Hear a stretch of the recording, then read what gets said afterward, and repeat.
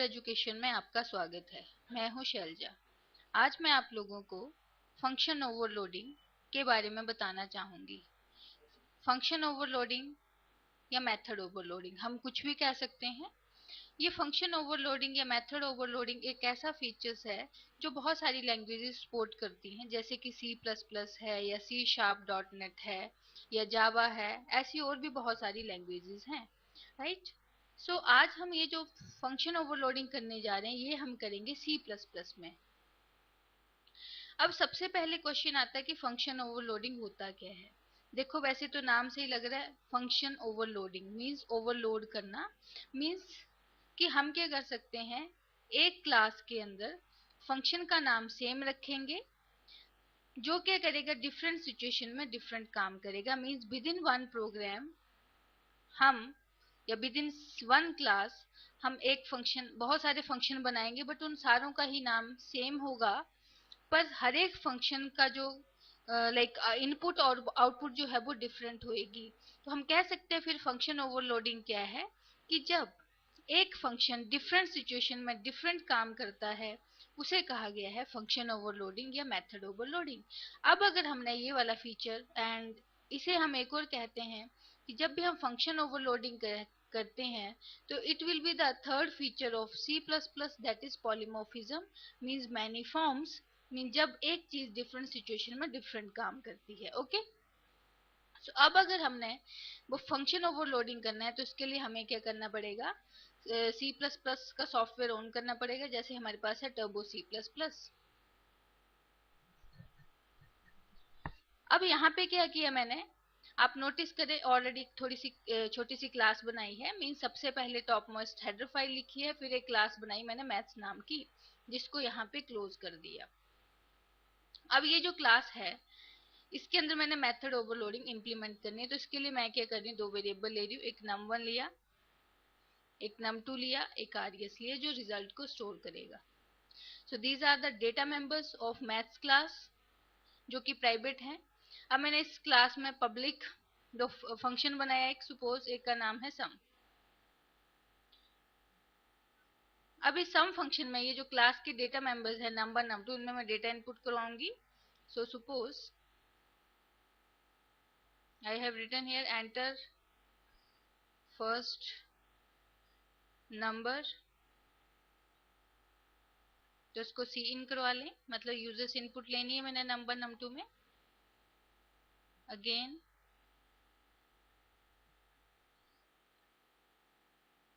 C out enter second number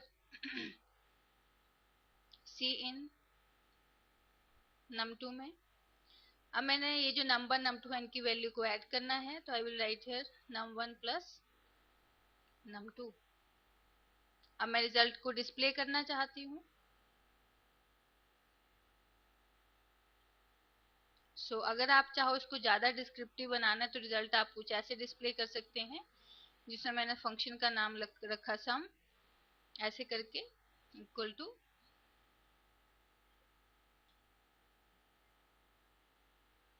and यहाँ पे मैंने res वेरिएबल जिसमें वो नंबर num2 का एडिशन स्टोर हुआ है वो डिस्प्ले करवा दिया सी आउट के थ्रू।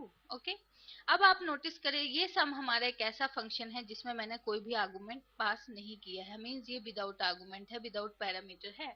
अब मैं यहाँ पे एक और फंक्शन बनाना चाहती हूँ, क्योंकि मैंने कहा फंक्शन ओवरलोडिंग क्या होता है कि जब with in same class same नाम के फंक्शंस होंगे। तो अब देखिए मैंने इसका नाम भी सम रख दिया, बट याद रखना कि उसके आर्गुमेंट हमेशा हमें डिफर करने पड़ेंगे। अगर मैं इस फंक्शन को भी ऐसे करके कुछ बिना आर्गुमेंट के बना दूं, उस केस में कंपाइलर कंफ्यूज हो जाएगा। कंफ्यूजन का मतलब जिसे लैंग्वेज में टेक्निकली कहते हैं एम्बिग्विटी। एम्बिग्विटी का मतलब होता है कंफ्यूजन। तो याद रखना जब भी आपने फंक्शन ओवरलोडिंग करनी है तो जो भी फंक्शन बनाओगे उनके आर्गुमेंट हमेशा ही डिफरेंट होंगे। डिफरेंट इन द सेंस कि मैंने फर्स्ट फंक्शन बनाया इसमें मैंने कोई भी आर्गुमेंट पास नहीं किया, मींस ये विदाउट आर्गुमेंट है। अब जो मैं सम फंक्शन बनाऊंगी इसमें मैं दो इंटीजर आर्गुमेंट पास कर रही हूँ, सपोज एक n1 और एक मैंने लिया n2। ओके, सो नाउ इनको भी मैं ऐड करवाना चाहती हूँ, तो मैंने लिखा res equal to n1 plus n2। और अब मैं इस रिजल्ट को भी डिस्प्ले करवाना चाहती हूँ, तो I will write here sum function, but it is with two integer arguments, so that's why I have given here descriptive message, you can see, and res। Now next requirement क्या है मेरी कि मैंने इन function को call करना है। अब ये दोनों फंक्शन सम बट ये विदाउट आर्गुमेंट है, ये विद टू इंटीजर आर्गुमेंट है, ये दोनों ही मैथ्स क्लास के मेंबर फंक्शन हैं। तो अगर इनको एग्जीक्यूट करवाना होगा तो सबसे पहले हमें मेन में इस क्लास का ऑब्जेक्ट बनाना पड़ेगा।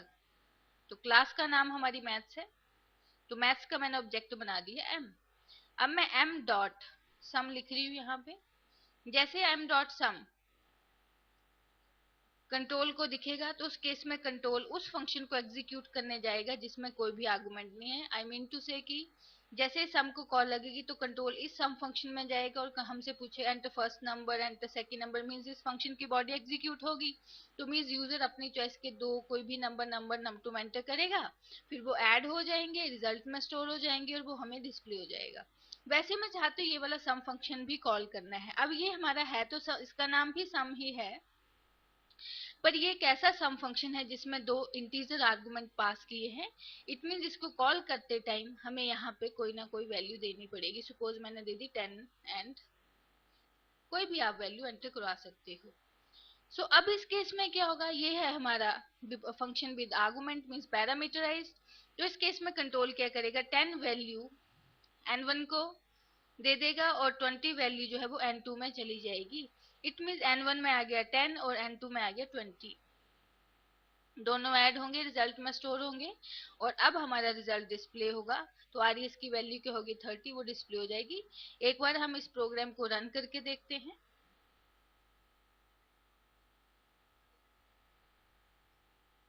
ये हमारा ऊपर वाला वो फंक्शन चला जिसमें हमने आर्गुमेंट पास नहीं किए थे, तो जिसमें हमने यूजर से रन टाइम पे वैल्यू लेनी थी। और सेकंड वाला हमारा वो फंक्शन है जिसमें दो आर्गुमेंट पास किए थे इंटीजर टाइप के, जिसमें मैंने 10 और 20 आर्गुमेंट पास किए थे, आप नोटिस करें यहाँ पे। तो उसके अकॉर्डिंगली n1 n2 में 10 20 गया, तो उसने उसका रिजल्ट 30 बताया। अब मैं यहाँ पे चाहती हूँ कि मैं एक और सम फंक्शन बनाऊं, लेकिन इसमें मैं आर्गुमेंट तो दे रही हूँ बट वो होंगे फ्लोट टाइप के। Okay, suppose x comma float y।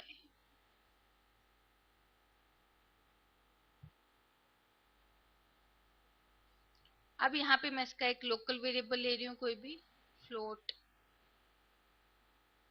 res लिया मैंने, and res equals to x plus y को ऐड करवाऊंगी and c out slash n करके सम x कॉमा y जो हमारे लिए फ्लोट वैल्यू होंगी res।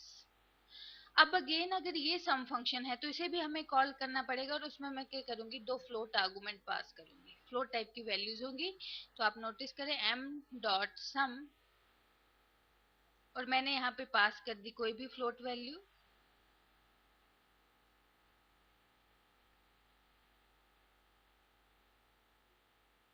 कॉमा आएगा यहाँ पे क्योंकि दो आर्गुमेंट हो गए, दोनों फ्लोट टाइप के हैं। अब देखने में तो ऐसे लग रहा है कि इस केस में तो उस फंक्शन को कॉल लगेगी जिसमें आर्गुमेंट नहीं है, इस केस में किस फंक्शन को कॉल लगेगी,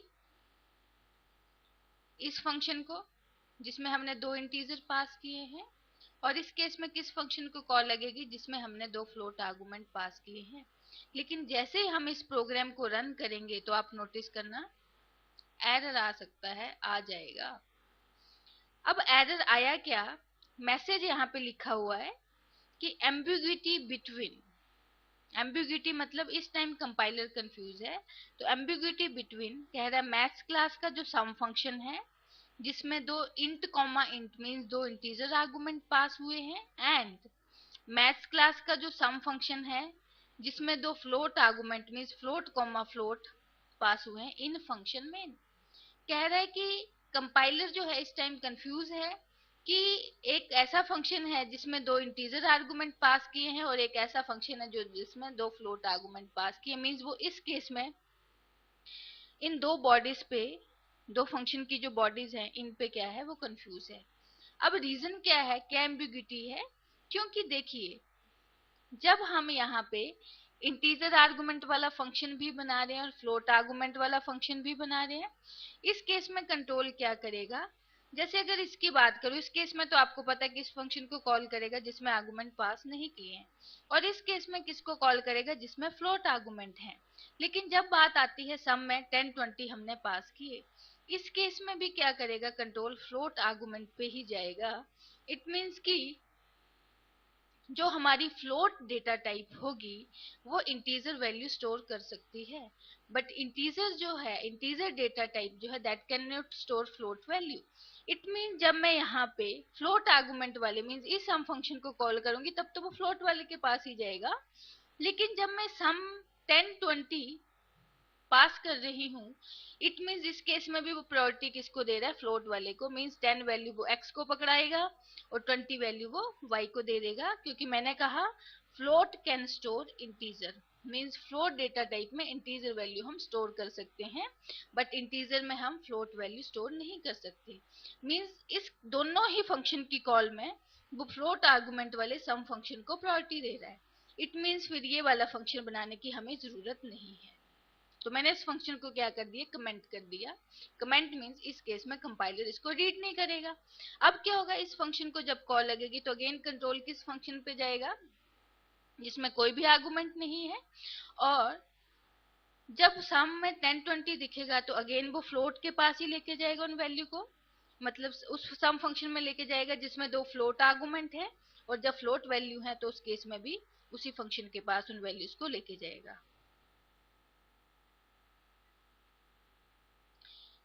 सो ये था हमारा फंक्शन ओवरलोडिंग। So thanks. अब इसको रन करके देखते हैं हम कि क्या वो एरर जनरेट कर रहा है कि नहीं। तो आप नोटिस करें अब हमारा प्रोग्राम चल गया है। ये तो हमारा विदाउट आर्गुमेंट वाला है। ये वो है जिसमें दो इंटीजर वैल्यू थी लेकिन वो भी फ्लोट में चली गई क्योंकि एक्स वाई मैसेज आ गया है। और ये हमारा वो फंक्शन है जिसमें हमने दो फ्लोट आर्गुमेंट पास किए थे। तो ये था हमारा function overloading. So thanks for watching. Good bye.